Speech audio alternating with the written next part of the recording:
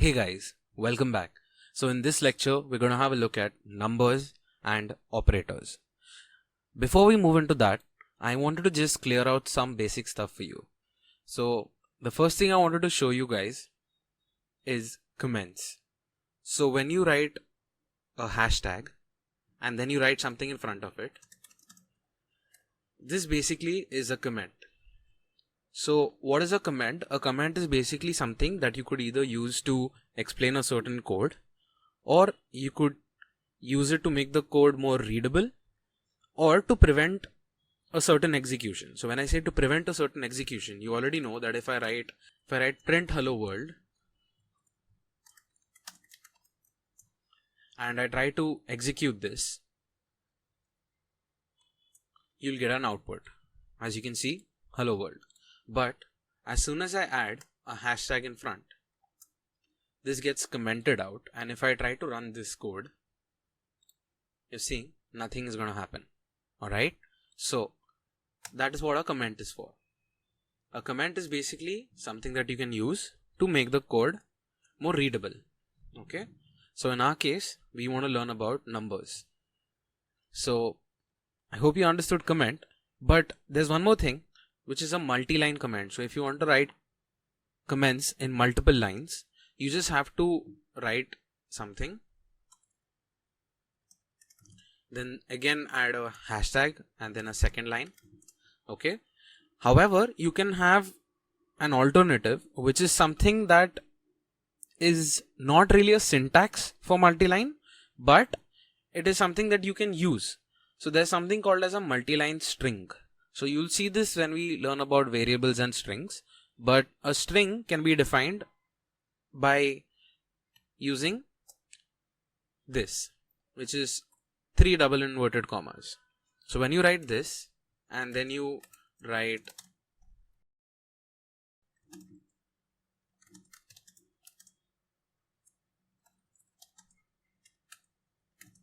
like this, this is also a comment. However, this is actually a string, but because there is no variable, so there is nothing holding this as a value, Python ignores it. Okay, so let me run this. So one more thing I wanted to show you is how to run a code without changing these values here. So as you can see, this is print hello world, and I showed you how you can change it from here. However, over here too, you can either hit Ctrl Shift and F10 or right click and run hello world 1. So whichever tab you're in, that tab will get shown here. So if I'm in hello world, right click and hello world over here. Alright, so here I'm going to do Ctrl Shift F10 and you can see hello world came up here.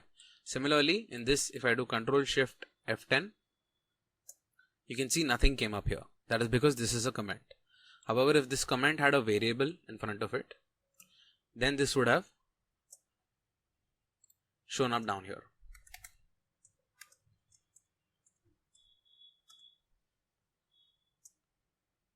There you go. So as you can see, it's showing us that this is a comment in more than one line. So this is because this variable was declared. That's why this got shown up here. If you do not declare this and you rub all of these out and then you run this, it will not show up. Alright. So I just wanted to show this to you because this is going to be important while you work with your code. Alright. So that was comment. Now let's look at numbers, which is the topic that we wanted to cover. So there are basically 3 numeric types in Python.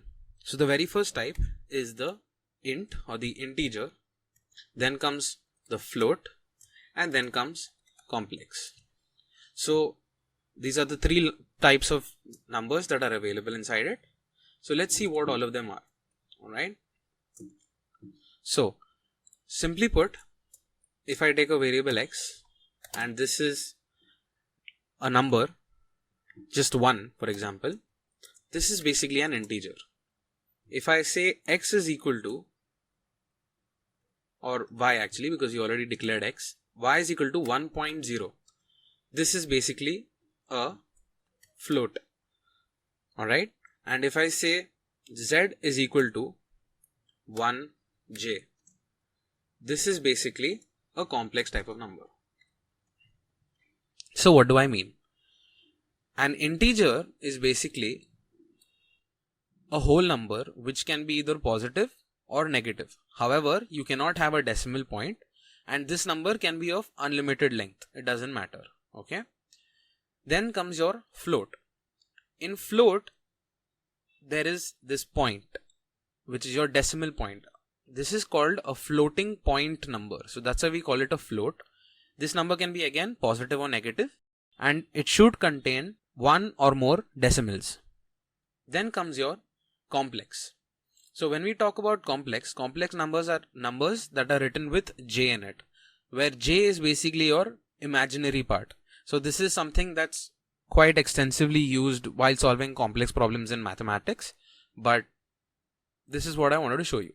Now you'll try and wonder that how can we be sure that this is an integer, this is float, and this is a complex. So let's use something to try that out. So we're going to write print, alright, type for a, alright, sorry, x. Similarly, we'll write the same thing for y as well as z. Okay, so what this does, this type function basically lets you verify the type of value or the type of object that is there inside this variable. So we are trying to print the type for x, the type for y, and the type for z. So let's hit Ctrl, Shift and F10, and as you can see, it's showing us for x class integer, for y class is float, and for z the class is complex.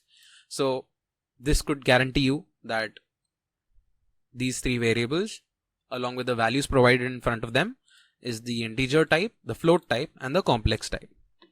You're done with understanding what are the different types of numbers. Now we got to look at how you can convert a certain type. So you can also convert something like convert a number from integer to float. Okay, and to do that, all you got to do is write the number. Suppose we'll write a as a variable, and we'll say a is equal to float. Float of what? Of x, because x is basically an integer, and we are converting x from an integer type to a float type. And to convert it to float, we just write a variable, say what we want to convert it to, and write the value. So after this, if we print a and Ctrl Shift F10, as you can see, 1, which was x, has now become 1.0. Similarly, you can convert float to integer. To convert float to integer, you'll just write a value integer, which is int, and then y inside it. Again, printing this for b, Ctrl Shift F10. As you can see, b, which was given an integer type for y, and y, which was an actual float value, has now become an integer type. And finally, you can convert integer to complex. To convert integer to complex, again, same thing, you just write a variable and say this is equal to complex and which number you want to convert to complex. So in our case, you want to convert x to complex. So again, I'll write print. Let me just do one thing. I'll remove these values so you don't get confused. And we'll just print c, which is our complex type now. And Ctrl Shift F10. And as you can see, the value of c is now 1 plus 0j, which is actually the complex of x. And x over here had the value 1. As you can see over here, x is integer with a value 1 in it. And c converted it. Alright, so that is how you convert a certain number. Now let's look at the operations that you can perform on it. So you can perform multiple operations on a certain number. So let me remove all of these codes in fact. And let's take two simple numbers. A is equal to 10, B is equal to 20. Alright. So let's print A and B just to have a look at what we actually have. A and print B. Okay, Ctrl Shift F10. And as we can see, we have 10 and 20, which is the values for A and B. Now let's look at math operations with it. So some of the operations that you can perform are addition, subtraction, multiplication, division, modulus, exponential, and floor division. So I'm just going to show you a couple of them because I want to make sure that you guys practice as well. So let's see how you do this. So for addition, very simple, nothing too complex. All you got to do is write x plus y into a variable. Okay, so I can do one of the two. I can say x is equal to a plus b. Alright. Once I've given x is equal to a plus b, and if I print x,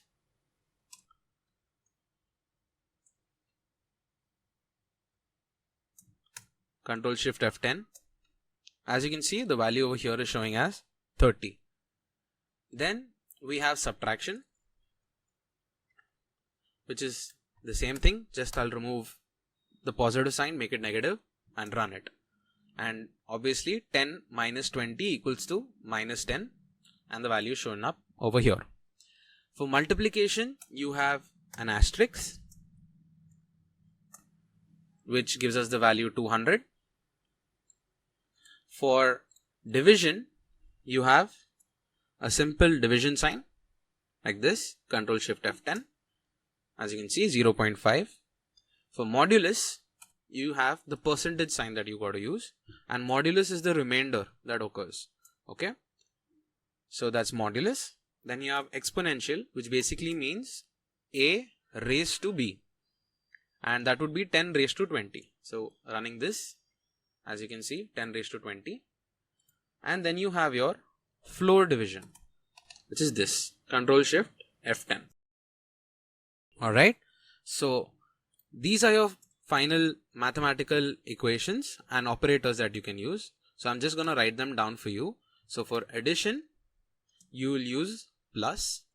For subtraction, you will use minus. For multiplication, you will use asterisk. Division will be forward slash. Modulus will be percentage. Exponential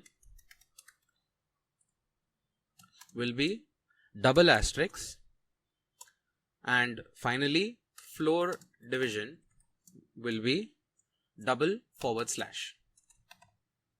Alright, so this was the simplest way to perform mathematical operations on any of your Python numbers and integers. Alright, so I want you to try this out. I want you to try assigning values to variables, changing their types from integer to float, float to integer, and so on. And at the same time, I want you to take two numbers and try all of these operations. Alright, so all you've got to do is assign a variable, alright, and give the sign in between.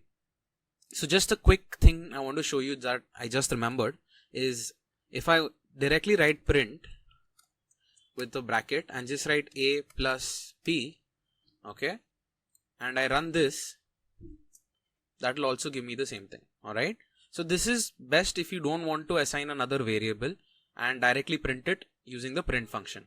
Alright, so that is it for numbers and math function. In the next lecture, we're going to look at the common errors that could be possible in Python and how you solve these types of errors. Alright, so once again, I'll see you in the next lecture. Thank you.